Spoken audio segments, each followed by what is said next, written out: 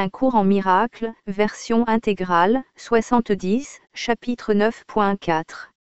L'acceptation de l'expiation. 4. Le plan du Saint-Esprit pour le pardon. L'expiation est pour tous, parce que c'est la façon de défaire la croyance que quoi que ce soit est pour toi seul. Pardonner, c'est passer sur. Regarde, donc, au-delà de l'erreur, et ne laisse pas ta perception se poser sur elle, car tu croiras ce que ta perception contient. N'accepte pour vrai que ce que ton frère est, si tu veux te connaître toi-même.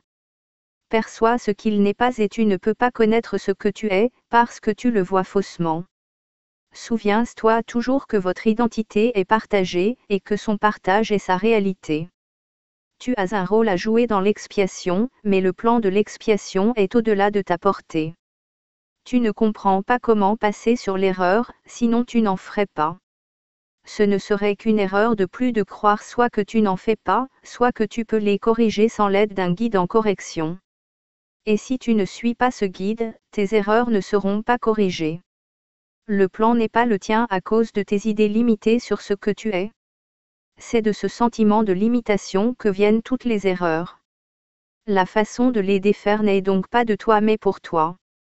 L'expiation est une leçon de partage, qui t'est donnée parce que tu as oublié comment faire. Le Saint-Esprit te rappelle simplement l'usage naturel de tes aptitudes. En réinterprétant l'aptitude à attaquer en aptitude à partager, il traduit ce que tu as fait en ce que Dieu a créé. Si tu veux accomplir cela par lui, tu ne peux pas regarder tes aptitudes avec les yeux de l'ego, ou tu les jugeras comme il le fait. Tout ce qui en elles est nuisible réside dans le jugement de l'ego. Tout ce qui en elles est une aide réside dans le jugement du Saint-Esprit. Parce que tu en demandes un, bien que ce ne soit pas au bon enseignant, l'ego a aussi un plan de pardon. Le plan de l'ego, bien sûr, n'a pas de sens et ne marchera pas. En suivant son plan, tu ne fais que te placer dans une situation impossible, à laquelle l'ego te conduit toujours. Le plan de l'ego consiste à te faire voir d'abord l'erreur clairement, pour ensuite passer par-dessus. Or comment peux-tu passer sur ce que tu as rendu réel ? En le voyant clairement, tu l'as rendu réel et tu ne peux pas passer par-dessus. C'est là que l'ego se voit forcé de recourir au mystère, insistant pour que tu acceptes l'insignifiant afin de te sauver toi-même.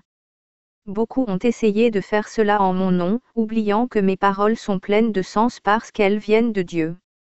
Elles sont aussi sensées maintenant qu'elles l'ont toujours été, parce qu'elles parlent d'idées qui sont éternelles. Le pardon qui est appris de moi n'utilise pas la peur pour défaire la peur. Il ne rend pas non plus l'irréel réel pour ensuite le détruire. Le pardon par le Saint-Esprit consiste simplement à regarder au-delà de l'erreur dès le commencement, la laissant ainsi être irréelle pour toi.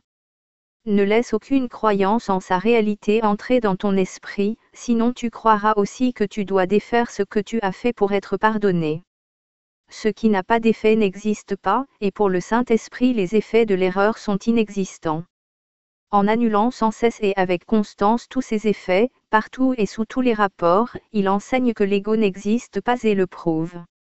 Suis donc l'enseignement du Saint-Esprit sur le pardon, parce que le pardon est sa fonction et il connaît comment la remplir parfaitement.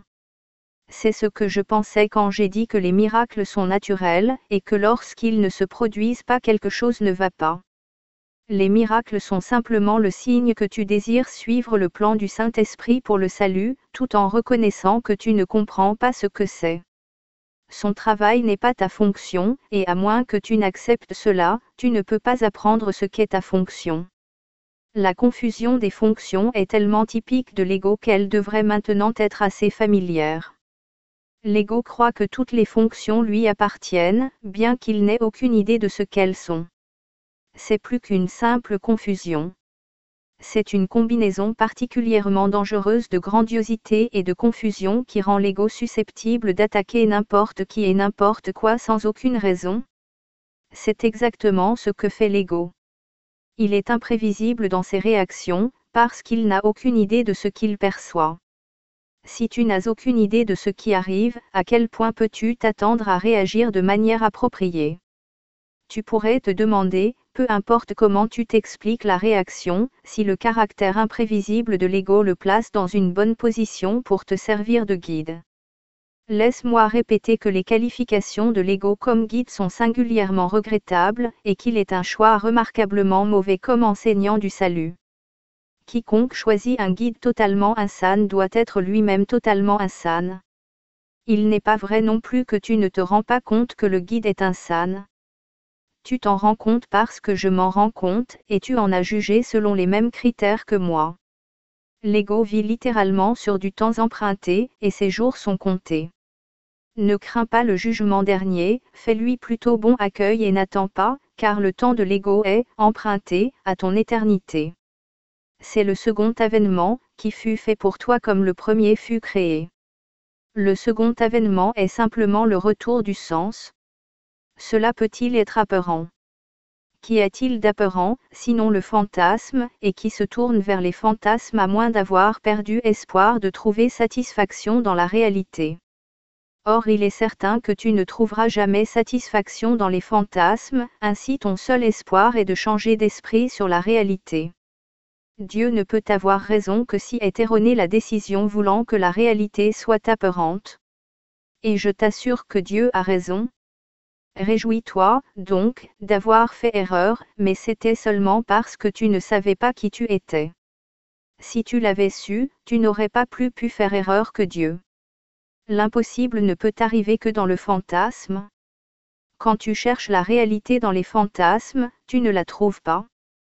Les symboles du fantasme sont de l'ego, et de cela tu en trouveras beaucoup. Mais ne cherche pas de signification en eux. Ils n'ont pas plus de signification que les fantasmes dans lesquels ils sont tissés. Les contes de fées peuvent être agréables ou apeurants, mais personne ne dit qu'ils sont vrais. Les enfants peuvent y croire, et alors, pendant un certain temps, les contes sont vrais pour eux. Or quand la réalité se fait jour, les fantasmes disparaissent. La réalité n'a pas disparu entre-temps. Le second avènement, c'est la prise de conscience et non le retour de la réalité. Regarde, mon enfant, la réalité est là. Elle appartient à toi, à moi et à Dieu, et elle est parfaitement satisfaisante pour nous tous. Seule cette prise de conscience guérit, parce que c'est la prise de conscience de la vérité.